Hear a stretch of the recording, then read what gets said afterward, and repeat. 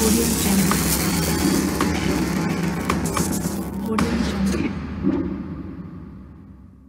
So, hello guys. My name is Ivan G. Duques from Bachelor of Science in Electrical Engineering. So, ang pag-uusapan po natin ngayon is all about electrical installation and maintenance. And ituturo ko po sa inyo yung basic lang na natutunan ko sa electrical installation and maintenance. And kung may mali man po ako na mababanggit sa video na to is pwede nyo po akong i-correct. So, sa electrical installation and maintenance is nakapaloob dito yung kung paano mag-install ng outlet, lightings, fire alarm, and either CCTV. So, ang pag-uusapan lang natin ngayon is yung lightings na kadalasan nating na-encounter, electrical man tayo or hindi. Ipapakita ko sa inyo yung mga wires na kailangan and yung mga appropriate na wires na kailangan gamitin sa installation and maintenance. So, hindi lang siya basta wire na kailangan natin i-connect. So, may appropriate na wire na kailangan nating sundin. So, kadalasan sa mga bahay natin is mapapansin natin yung mga switches na single pole switch. Single pole lang siya na one switch controlled by one bulb. Then, meron din tayong one switch controlled by two bulbs. So, may ipapakita ko sa inyong picture which is nakapaloob din is yung mga stranded wire na kadalasan ginagamit sa pag-install. Makikita natin dito guys is yung sa American wire gauge which is yung 4, 6, 8, 10, 12, tsaka 14. So, sa mm square naman is 22 mm square sa 100 ampere service entrance. Ito yung mga galing na sa poste which is papunta na sa mga bahay natin. Ganyang kakapal na wire na yung kailangan gamitin. Then 14 mm square, 60 ampere service entrance motor. Then 8.0 mm square is yung 40 ampere feeder lines, motorized and large appliances. Ito yung mga mabibigat na appliances na. Then sa 5.5 mm square is 30 ampere of aircon or service entrance. Then 3.5 mm square is 20 ampere convenience outlet. Ito na yung mga nasasaksakan na. Then 2.0 mm square is ito yung lightings, receptacles, circuit. So, ngayon naman guys, ipapakita ko sa inyo yung mga connection ng single pole to three-way switch. So, mag-drawing tayo ng diagram, then ituturo ko sa inyo yung mga connections. Ang square dito is ito yung panel board natin, which is dito yung mangagali yung source natin. Then, meron tayong neutral tsaka ground. Then, itong box na to is ito yung junction box natin, dalawang junction box yan. Then, ito is yung bulb. Dalawang bulb, then isang switch. Ito yung magiging. So, dito na part is, itong neutral natin is diretso siya dito sa may bulb. Ito yung magiging return natin. Then, itong live wire is pupunta dito sa switch natin. Then, i-control niya naman ngayon yung dalawang bulb.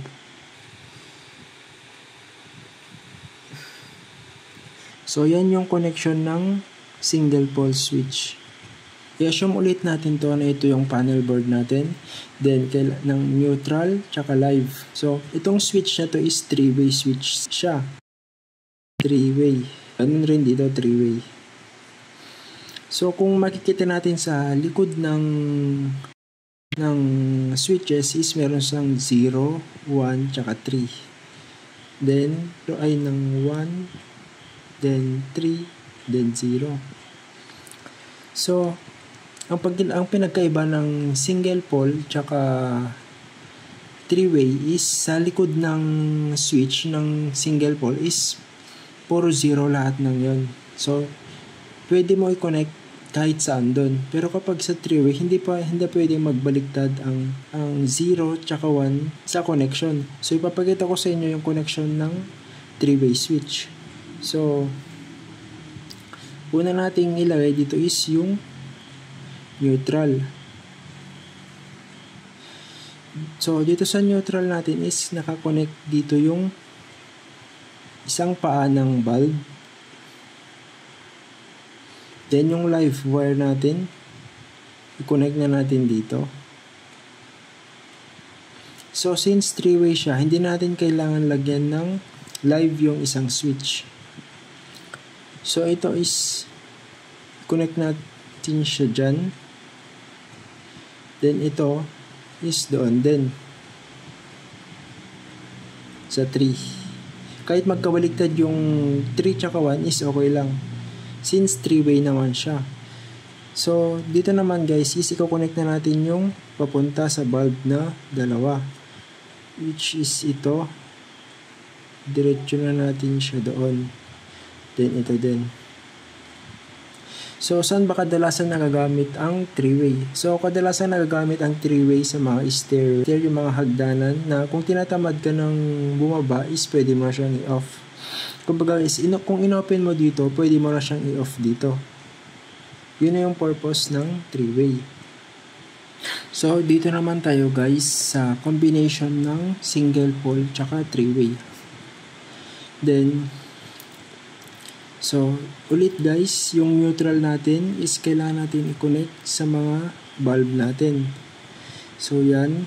Connect natin dyan. Itong neutral kasi guys, ito yung magiging return ng kuryente. Then, switch natin dito. Switch. So, ito yung magiging 3-way natin. Ito rin. Then, ito yung magiging single pole natin. So, kung makikita natin dito is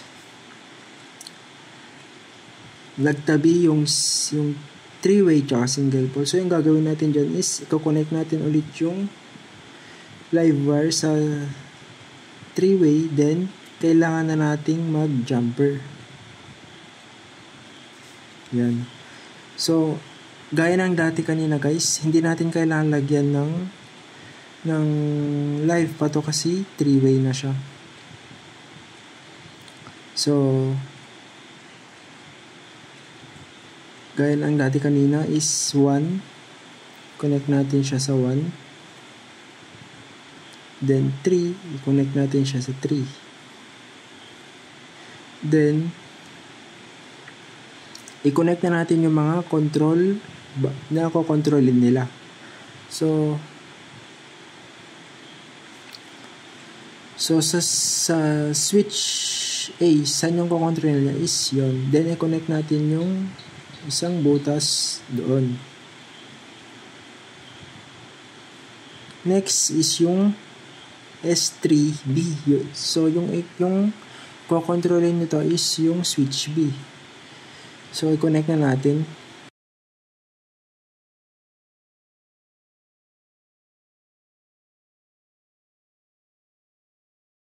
So, ganun lang siya kadali paglagay ng mga switch and bulb and connections ng switch sa diagram.